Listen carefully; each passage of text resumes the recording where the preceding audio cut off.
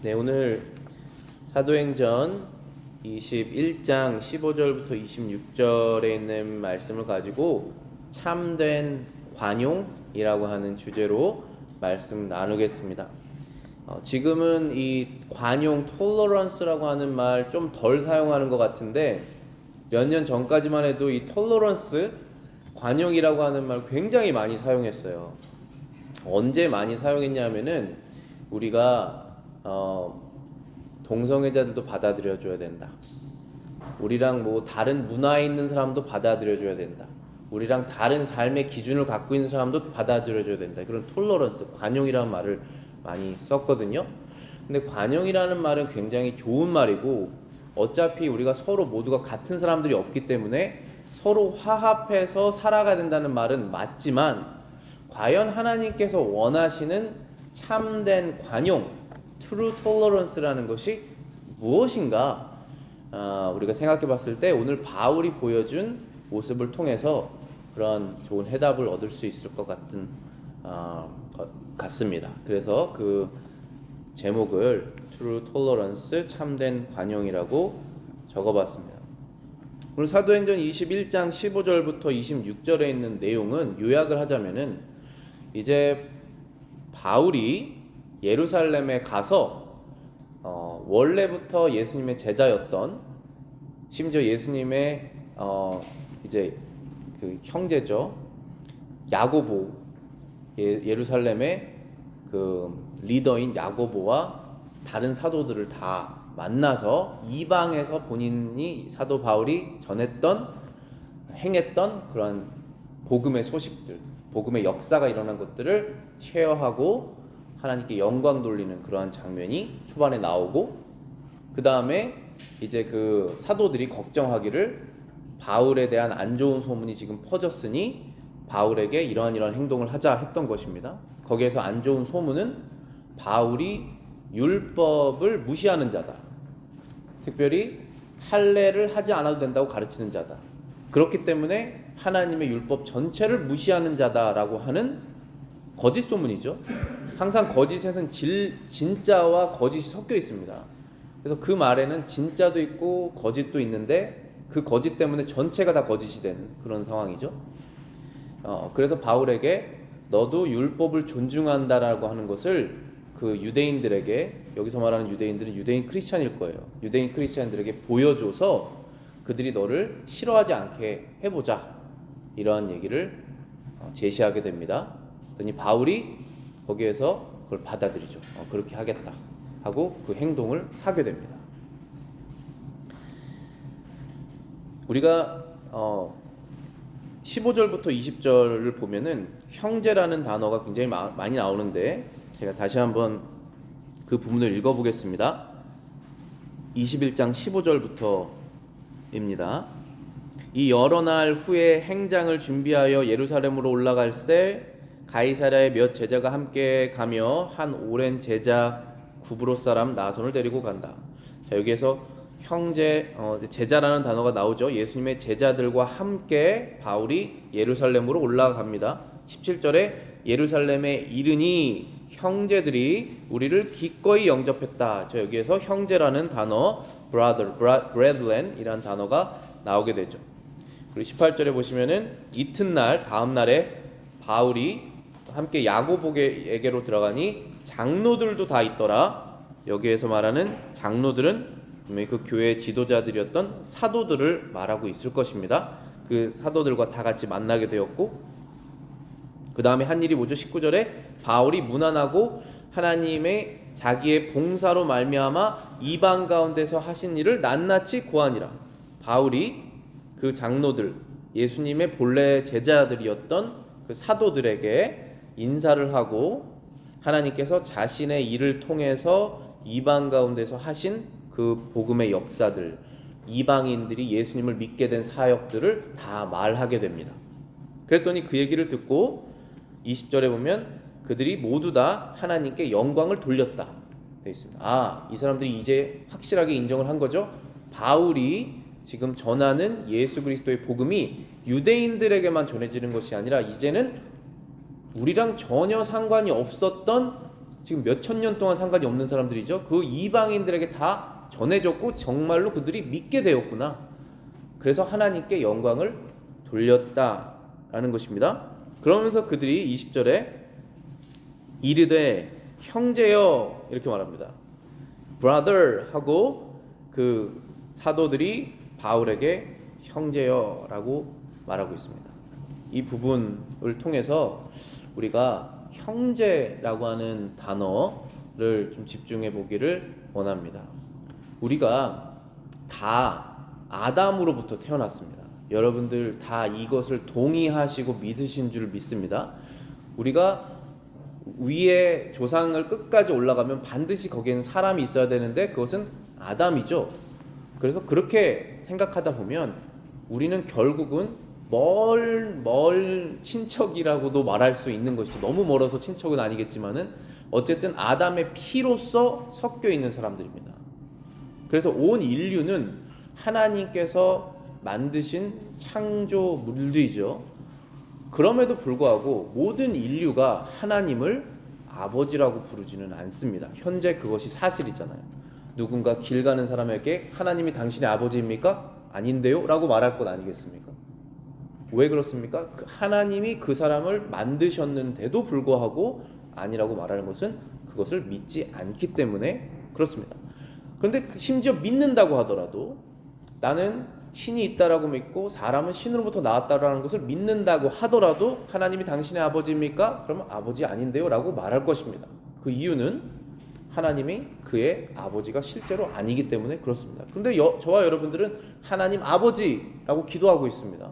무슨 자격을 얻었길래 우리가 그렇게 말할 수 있습니까? 어떤 변화가 생겼길래 우리가 그렇게 말할 수 있습니까?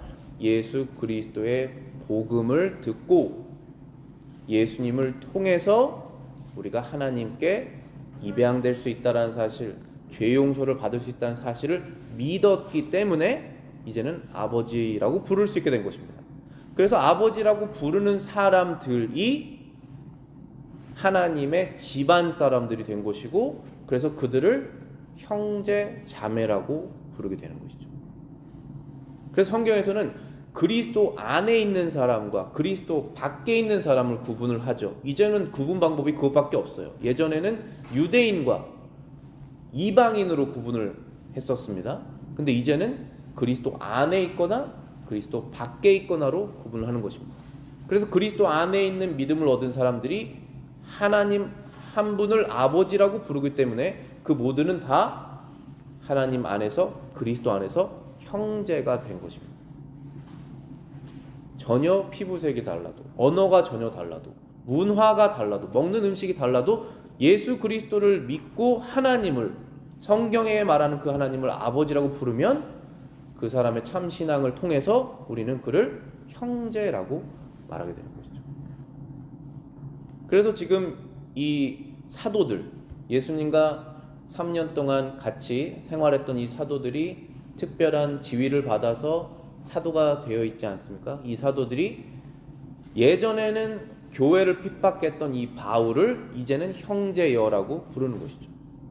왜냐하면 바울이 믿는 그 예수님이, 이 사도들이 믿는 예수님이 같은 분이시고, 바울이 전하는 그 복음을 통해서 사람을 변화시키신 그 하나님이 자신들이 믿는 그 하나님이라는 것을 알았기 때문에, 똑같은 하나님의 성령이 사도들을 통해서도 유대인들에게 임하시고 바울을 통해서도 이방인에게도 임한다는 사실을 이제는 확실히 알았으니 그것을 인정하고 형제라고 부르는 것입니다. 지금은 이때는 과도기예요. 과도기라는 것은 전환되는 시점입니다. 그래서 예전에는 하나님의 자녀들 그러면 유대인들, 이방인이면 유대인으로 들어와야 되는 그러한 모습이었다면, 이제는 유대인이고 뭐고 혈통과 상관없이 예수 그리스도를 믿는 믿음을 성령으로 받아서 하나님을 믿게 되는 것이 이방인들에게 퍼지게 되는 전환점입니다. 그렇기 때문에 먼저 믿은 이 유대인들도 막 헷갈려하는 그런 상황이에요. 성경도 66권이 지금 신약의 27권이 다 완전히 쓰여지지 않은 상황이에요. 사도행전이잖아요 지금. 그렇기 때문에 그것이 혼란스러운 상황 중에서 확실하게 바울은 우리의 형제구나, 이방인들에게 복음을 전하는 사도구나 라는 것을 인정하게 되었다는 사실입니다. 이 부분을 조금 더 우리가 자세하게 이해하려면은 갈라디아서를 읽어야 된다고 생각합니다. 그래서 제가 갈라디아서 1장 10절부터 18절을 주보에 적어놨습니다. 찾으셔도 되고요. Galatians chapter 1 verse 10 to 18입니다. 읽어보겠습니다. 이제 내가 사람들에게 좋게 하랴 하나님께 좋게 하랴 사람들에게 기쁨을 구하랴 내가 지금까지 사람들에게 기쁨을 구하였다면 그리스도의 종이 아니니라. 형제들아 내가 너희에게 알게 하노니 내가 전한 복음은 사람의 뜻을 따라 된 것이 아니니라. 이는 내가 사람에게서 받은 것도 아니요 배운 것도 아니요 오직 예수 그리스도의 계시로 말미암은 것이라. 자, 여기까지 보시면은 사도 바울이 원래는 교회를 핍박했던 사람이었잖아요. 그러니까 이 바울은 예수라고 하는 그분이 거짓이라고 생각했던 사람이에요. 그래서 유대인들이 예수님을 따르는 것이 하나님을 배반하는 것이라고 믿은 사람입니다. 그 확실한 신념이 있었어요. 그런데 길에서 예수님을 만났고 예수님을 만나서 변화가 되는 것으로 시작돼서 이 바울이 그때부터 진리를 알게 되게 시작합니다. 그래서 지금까지 자기가 핍박했던 이 사람들이 결국은 하나님의 자녀들이었고 자기가 하나님의 자녀가 아니어서 핍박했었다라는 것을 깨닫게 됩니다. 그런 다음에 내가 핍박했던 나는 사람들을 핍박했는데 결국은 하나님의 아들을 핍박했었구나 라는 이해까지 가게 되고, 바울이 구약 성경의 박사잖아요. 구약 성경의 그 39권을 정말로 확실하게 지식적으로는 알고 있었던 사람인데 거기에 중심인 예수님만 빼고 알고 있는 거죠. 그렇기 때문에 뭔가 육적이고 열심만 있는데 거기에는 하나님에 대한 사랑과 진리가 없는 상태, 은혜가 없는 상태였는데 예수님을 만났더니 이제 모든 자신의 지식이 올바르게 위치를 잡아가면서 본인이 이방인의 사도가 되는 과정이지 않습니까? 근데 그때 이 바울이 이 사도들을 만나지 않습니다. 만나지 않고 아라비아로 갔다라고 되어 있어요. 그 부분을 여기 이제 나와 있거든요. 제가 읽어보겠습니다. 13절부터 내가 이전에 유대교에 있을 때에 행한 일을 너희가 들었거니와 하나님의 교회를 심히 박해하여 멸하였고 내가 내 동족 중 여러 영갑자보다 유대교를 지나치게 믿어 내 조상의 전통에 대하여 더욱 열심히 있었으나 그러나 내 어머니의 태로부터 나를 택정하시고 그의 은혜로 나를 부르신 이 하나님이시죠. 그가 그의 아들을, 예수님이시죠. 그 아들을 이방에 전하기 위하여, 이방은 이방 사람들입니다. 전하기 위하여 그를 내 속에, 예수님이십니다. 그 예수님을 내 속에 나타내시기를 기뻐하셨을 그때에 그게 언제입니까? 다메섹 가는 길에서 예수님을 만났을 그때를 말하는 거예요. 그때 내가 곧 혈육과 의논하지 아니하고, 자기 친척하고도 아무 의논하지 않았습니다. 또 나보다 먼저 된 사도들, 예수님의 12제자들이죠. 그들하고도 만나려고 예루살렘으로 가지 않고 아라비아로 갔다라고 되어 있습니다. 그리고 다시 다메섹으로 갔다. 그럼 아라비아에서 몇 년 있었느냐 하면 3년 있다라고 저희가 믿습니다. 그 이유가 18절에 3년 만에 내가 게바를 방문하려고 예루살렘에 올라갔다라고 되어 있으니까 아라비아에서 3년 동안 있었던 것이 아닌가라고 해석을 합니다. 그럼 바울은 아라비아에서 3년 동안 뭐를 했을까요? 예수님께 직접 배운 것이에요. 이건 신적인 가르침을 받은 것입니다. 이렇게 하시지 않으세요, 지금은. 왜냐하면 성경이 있기 때문에. 그때는 성경이 완성되지 않았을 때예요. 사도 바울이 13권의 성경을 써야 되는 사람이에요, 지금부터. 그렇기 때문에 직접적으로 하나님께서 바울에게 계시를 주시는 것인데 3년 동안 자신이 알고 있었던 구약 성경의 모든 지식 중에 빠져있는 진리, 그러니까 제사를 지낼 때 그 제사가 예수님의 피의 제사였다라는 것을 그때부터 알게 되는 것이죠.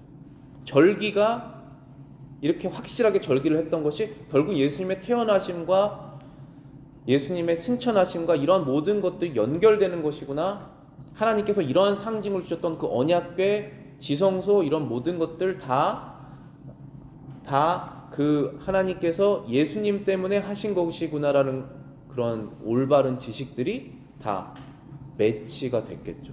3년 동안. 일종의 신학교를 간 거예요. 최고의 신학교겠죠. 그래서 이제 일반적으로 목회 하시려고 한 분들은 목회학 석사를 공부하는데 3년, 4년 하거든요.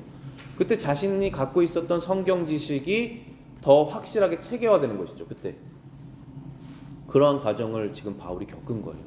그 아라비아에서 아무도 만나지 않고 직접 하나님께. 그리고 난 다음에 이방인의 사도로서 복음을 전하기 시작했고 바울도 이 사도들의 형제가 된 것입니다. 그전에는 사도들이 전도한 사람들을 핍박했던 사람이었는데, 그러니까 우리가 참된 관용이라는 것이, 톨러런스라는 것이 무엇이냐면은 그 사람이 예전에 어떤 사람이었는지 상관이 없는 거예요. 상관이 없고 현재 그 사람이 예수 그리스도를 믿고 그분을 전하고 그분을 섬기고 있느냐로 우리가 형제 관계가 형성이 되는 것이죠. 그거 말고 다른 관용은 하나님께서 원하시지 않습니다. 나에게 잘해줬기 때문에 내가 그 사람을 형제라고 말할 수 없는 거예요.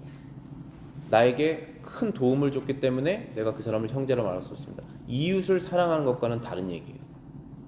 이웃을 사랑하는데 심지어 원수까지 사랑하라고 하셨습니다. 여러분의 원수가 누구든지 간에 그분을 사랑하라고 하셨어요. 그렇지만 사랑하지만 그가 내가 당신을 사랑하기 때문에 당신은 하나님의 자녀입니다라고 내가 말할 수 있는 권한이 없다라는 것입니다. 오직 그 권한은 하나님에게만 있는 것입니다. 그 사람이 그 전에 어떤 삶을 살았든지 상관이 없어요. 현재 예수 그리스도에 대한 믿음이 있고 그를 위해서 그를 섬기고 있다면 그는 나의 형제죠. 내가 그 사람이 뭐가 마음에 안 들어도 그건 형제예요. 그게 관용입니다. 이게 그리스도 안에서 우리의 자신의 마음을 여는 관용이죠. 자, 그럼 이제 바울이 어떠한 행동을 했는지 바울의 관용에 대해서 또 살펴보기를 원하는데, 다시 사도행전 21장 20절부터 24절로 돌아와서 제가 읽어보겠습니다. 저희가 듣고 하나님께 영광을 돌리고 바울더러 이르되, 형제여, 그대도 보는 바에 유대인 중에 믿는 자가 수만 명이 있으나 다 율법에 열심 있는 자라. 내가 이방에 있는 모든 유대인을 가르치되 모세를 배반하고 아들에게 할례를 하지 말고 또 규모를 지키지 말라 한다 함을 저희가 들었도다. 그러면 어찌할꼬? 저희가 필연 그대의 온 것을 들으리니 우리의 말하는 대로 이대로 하라. 서원한 네 사람이 우리에게 있으니 저희를 데리고 함께 결례를 행하고 저희를 위하여 모든 비용을 내어 머리를 깎게 하라. 그러면 모든 사람이 그대에게 대하여 들은 것이 헛된 것이고 그대도 율법을 지켜 행하는 줄로 알 것이다. 그리고 26절에 가시면은 바울이 이 사람을 데리고 이튿날 저희와 함께 결례를 행하고 성전에 들어가서 각 사람을 위하여 제사를 드릴 때 결례에 만기된 것을 고하니라. 바울이 지금 거짓 소문이 퍼져 있는 상황에 빠져 있는 것입니다. 지금 이 유대인들, 예수님을 믿는 유대인들이에요. 그런데 이 사람들이 아직도 하나님의 구약에 제시되어 있는 율법을 지켜야 된다라고 믿는 사람이 대부분이었습니다. 그 사람이 수만 명이었어요. 그렇기 때문에 바울이 지금 거기에다 거짓 소문까지 퍼졌죠. 할례를 받지 말아야 된다까지 갔죠. 그것을 듣고 그들이 지금 화가 났다는 것입니다. 왜냐하면 율법을 무시하는 사람이기 때문에 라고 생각한 것이죠. 구약의 법이 크게는 세 가지라고 볼 수 있는데 오늘은 두 가지만 우리가 보면은 모세라고 하는 법이에요. 모세다 그런 법인데 그 안에 이제 도덕법이 있죠. 모럴로라고 하는 도덕법이 있습니다. 그것은 하나님을 믿는 사람이든 믿지 않는 사람이든 다 지켜야 되는 10계명에 요약이 되어 있는 도덕법이에요. 그 도덕법은 하나님을 경외하라, 이웃을 사랑하라라고 하는 법으로 요약되어 있는 법인데, 그 법은 세상 처음 아담부터 세상 마지막 예수님이 오실 때까지 하나님께서 그 법으로 사람을 심판하실 거예요. 그 법은 변하지 않습니다. 근데 여기에서 말하는 법은 할례라고 상징되어 있는 구약의 의식법, 세레모니얼 로라고 부르는 그 의식법, 잠시 동안, 즉 구약 성경에서만 하나님께서 사용하셔서 하나님의 백성을 하나님의 백성 아닌 사람과 구별하셨던 법입니다. 그 법이 다 예수님 안에서 다 완성이 된 거예요. 거기에는 어떤 것들이 있습니까?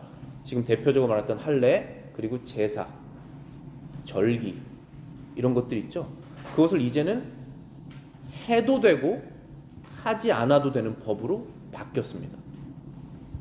그런데 웬만하면 안 하는 쪽으로 가는 거예요, 점점. 왜냐하면 그렇게 하다 보면 예수님의 십자가에서 완성하신 것이 희석될 수 있으니까, 감소될 수 있으니까 그것을 안 해야 되는 것이 맞는 것이죠. 그런데 그것을 몇천 년 동안 해왔던 유대인들이 단번에 안 하기가 어렵습니다. 어렵잖아요. 자기 관성이 있기 때문에 단번에 안 하는 게 어려워서 그걸 해야 된다라고 주장하는 상황이었고, 바울이 유대인들에게 모세법 안 지켜도 된다라고 가르치는 거짓이 퍼지게 되었다는 것이죠. 그래서 너 이제 올라가면은 그 예수님 믿는 유대인들 중에 강경파들이 있는데 당신 잡을 것이다. 그러니까 당신이 모세법을 존중하는 사람이라는 것을 보여줘라. 그 중에 제일 좋은 방법은, 우리 중에 나실인 4명이 있는데 아마 나실인일 거예요. 이 4명이 나실인이 머리를 깎는다 이런 내용이 나와 있으니까, 삼손이 머리 깎지 않았잖아요.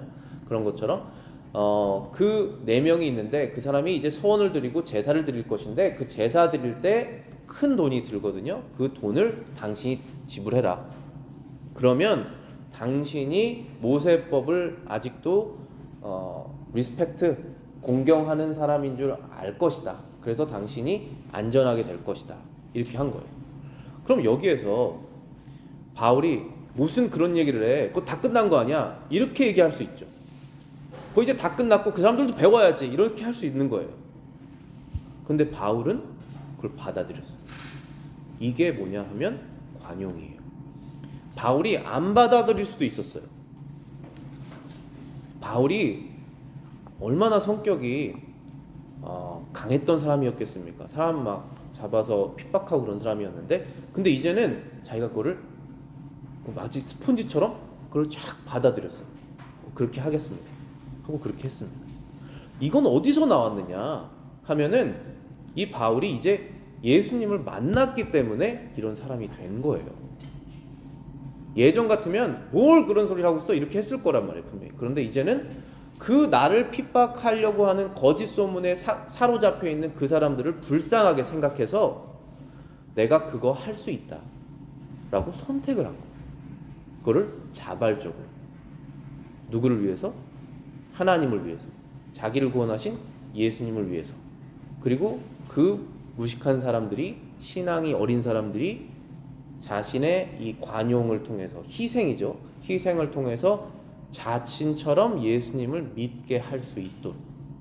그래서 그 육적인 것으로는 하나님께 구원받을 수 없고 사랑받을 수 없다는 사실을 이제는 깨달을 수 있도록, 구약의 그 모든 제사법들을 다 버릴 수 있도록 인도하는 것이죠.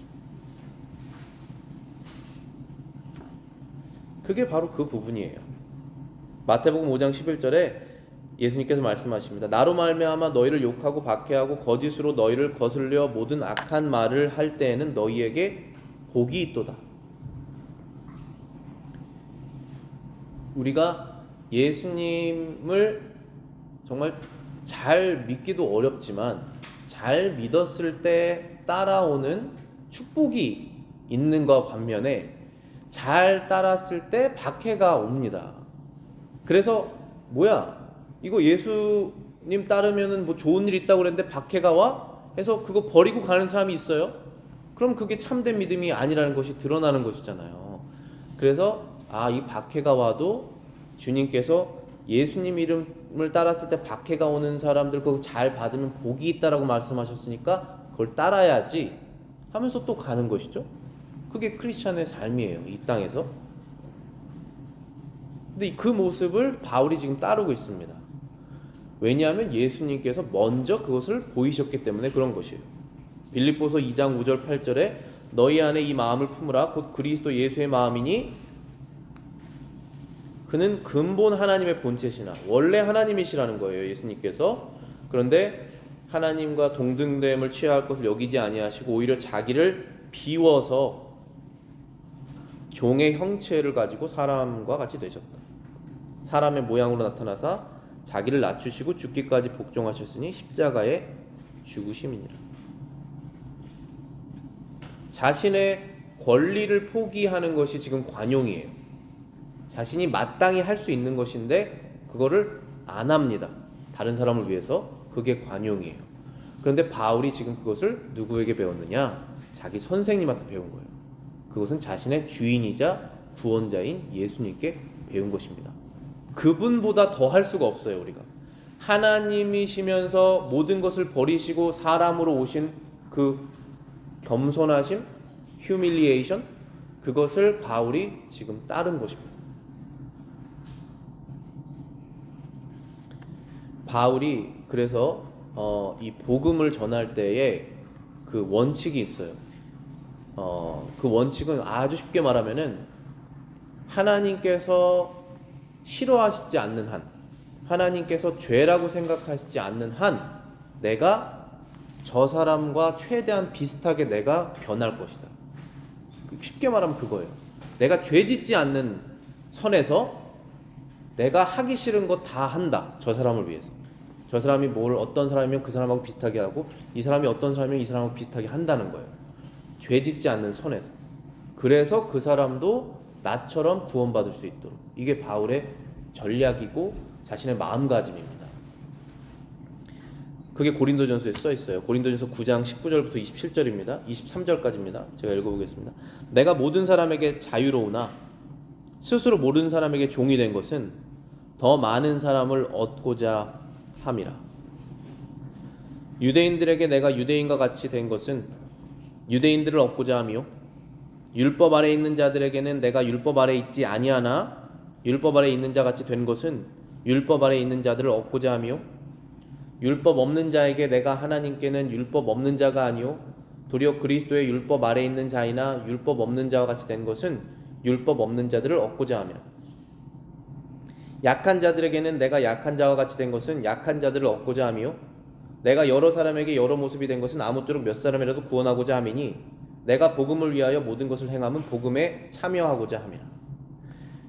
자, 이 고린도전서 9장이 어떠한 문맥상에서 지금 바울이 이런 얘기를 했느냐 하면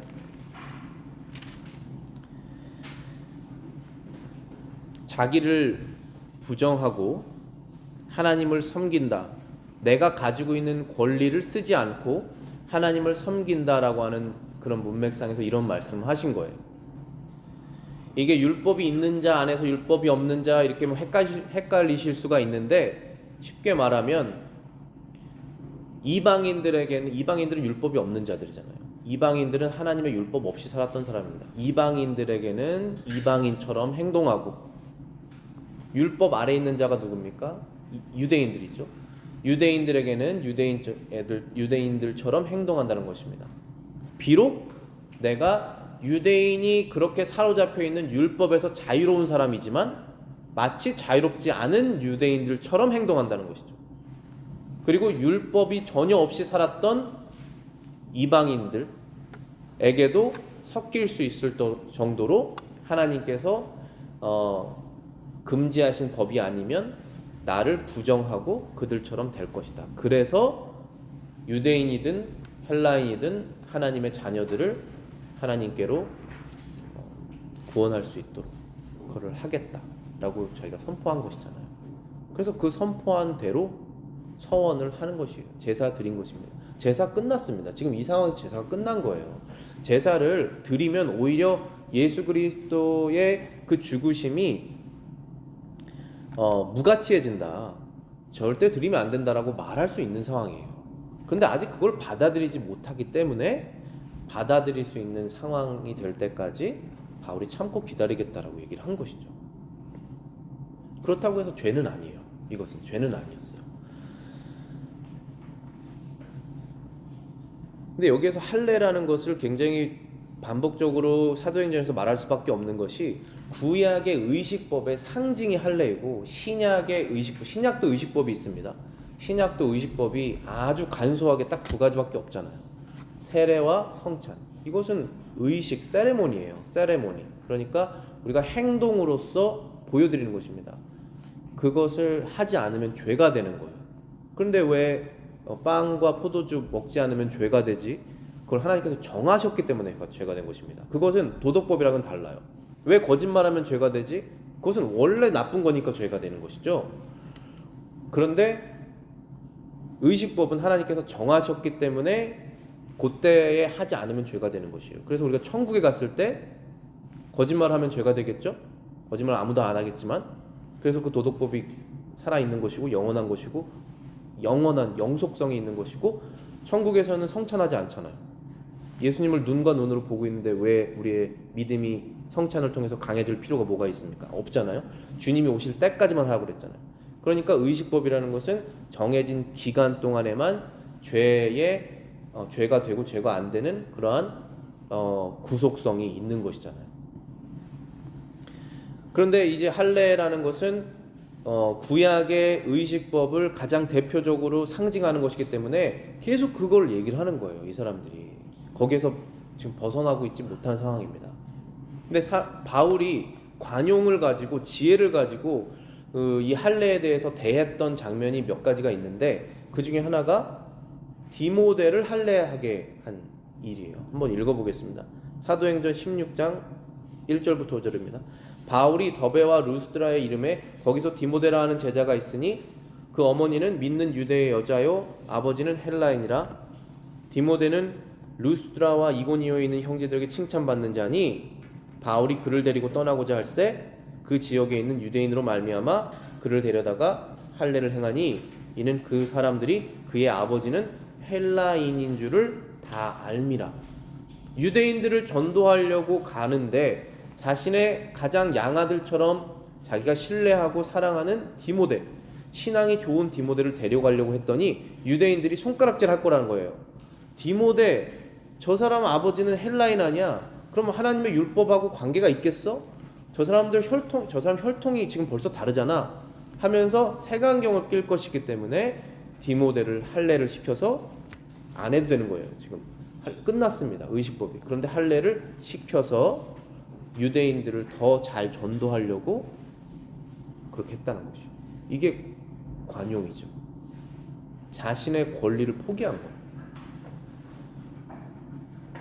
어떻게 보면 자존심이라고 그래야 되나? 그것을 포기한 거예요.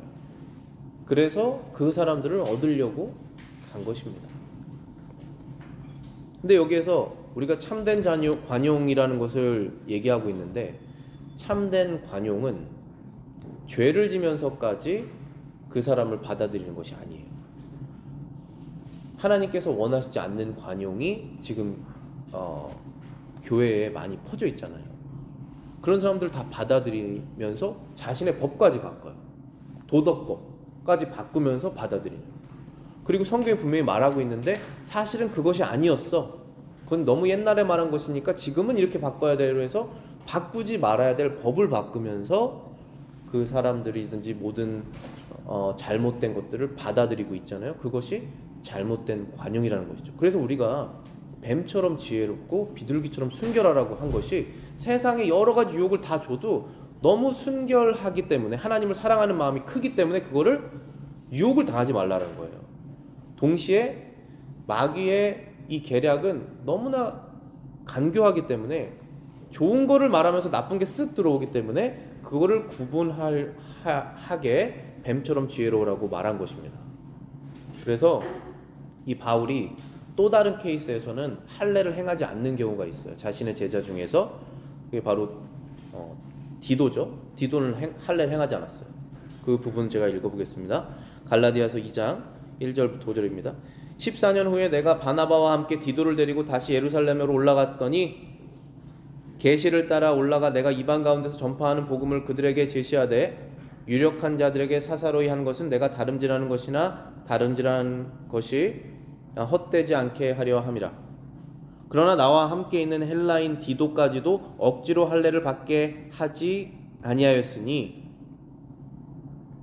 이는 가만히 들어온 거짓 형제들 때문이라. 그들이 가만히 들어온 것은 그리스도 예수 안에서 우리가 가진 자유를 엿보고 우리를 종으로 삼고자 함이로되 그들에게 우리가 한시도 복종하지 아니하였으니 이는 복음의 진리가 항상 너희 가운데 있게 하려 함이라. 디모데는 한 아버지가 헬라인이기 때문에 어머니는 주이시고 그래서 할례를 행했다면 디도는 완전한 헬라인이기 때문에 할례를 행하지 않았다는 것입니다. 그 뜻은 여기에 보면은 4절에 나와 있어요. 이는 왜냐하면 이런 뜻이죠. 왜냐하면 가만히 들어온 secretly 아무도 모르게 들어온 거짓 형제들 때문이라. 그들이 가만히 들어온 것은 그리스도 예수 안에서 우리가 가진 자유를 엿보고 우리를 종으로 삼고자 합니다. 여기서 종으로 삼고자 한다는 것은 이제 율법에서 자유롭게 된 사람들을 다시 율법으로 가게 하려고 했다는 것이죠. 왜냐하면 우리가 가지고 있는 자유를 보고 질투를 했든지 좋게 보지 않았든지 해서 다시 너희들도 우리처럼 종돼야지 하면서 거짓 믿음으로 교회 안에 들어와서 할례를 받아야지, 구약의 의식법을 지켜야지, 제사를 드려야지, 그래야지 하나님의 자녀지 라고 가르쳤다라는 것이죠. 근데 그게 아니라 그것은 그리스도께서 다 행하셨고 이제는 우리는 그분 안에서 율법 안에서 자유로워졌고 자발적으로 율법을 지키는 사람이 되었지 율법을 지키고 안 지킴으로 인해서 천국에 들어가고 안 들어가고는 되는 것이 아니다 라는 그 자유를 알려주기 위해서 이 완전한 헬라인 디도는 할례를 안 했다는 거예요. 안 해도 상관없다. 너는 그리스도의 제자고 너는 하나님의 자녀고 너는 복음 전도자다 해서 디도를 사용한 것입니다. 할례 받지 않은 상태에서. 그게 바울이 가지고 있었던 지혜와 관용인 거예요. 어떤 부분에서는 열어놓고 어떤 부분에서 닫아놓고. 근데 이거는 그렇게 그럼 왔다 갔다 하네? 뭐가 기준이야? 이렇게 할 수 있죠. 근데 확실한 기준이 있었어요. 그 확실한 기준은 복음이 전파되느냐 전파되지 않느냐, 하나님께서 이것을 원하시느냐 원하시지 않느냐, 이거죠. 그러니까 우리가 헷갈리면 안 되는 게 교회에 사람들 더 많이 오면 좋잖아. 근데 사람이 많이 오는 것이 아니라 사람이 변화돼서 예수님을 정말 믿게 되는 쪽으로 가야지 반대로 가면 안 되잖아요. 그것은 거짓 관용이죠. 여기서 그 거짓 형제들이 하는 거랑 방향성은 다르지만 똑같은 거예요. 그래서 바울이 가지고 있었던 그 기준, 하나님께 영광이 되고 하나님께서 원하시느냐, 그리고 복음이 전파돼서 이 사람들이 구원을 받을 수 있는 쪽으로 가느냐, 이 두 가지만 확실하게 밸런스를 맞추면서 관용을 했던 것이죠. 그래서 우리도 혼란스럽습니다. 굉장히 너무 혼란스러워. 여기 이 교회에서는 이게 된다 그러고 저 교회에서는 이게 안 된다 그러고 이 사람은 교회 다니는데 이거 된다 그러던데 그리고 저 사람은 교회 다니는데 이거 안 된다 그러는데 너무 혼란스러운 상황에서 기준이 뭐냐? 그러면 항상 결국은 그렇게 말하는 내 마음속에 나한테 내가 원하는 거를 하려고 그 말을 한단 말이에요. 이거 해도 되던데 그러면 나한테 좋잖아 이렇게 된단 말이에요. 그럼 벌써 틀린 거예요 거기서. 그럼 나한테 안 좋으면 또 바꾼다고. 이게 아니라 다른 사람에게 그들의 구원에 주님의 교회에 유익이 되느냐 유익이 되지 않느냐, 하나님의 말씀에 무엇이라고 말씀하셨느냐, 그 기준으로 가야지 우리가 흔들리지 않는다 것입니다. 기도하겠습니다.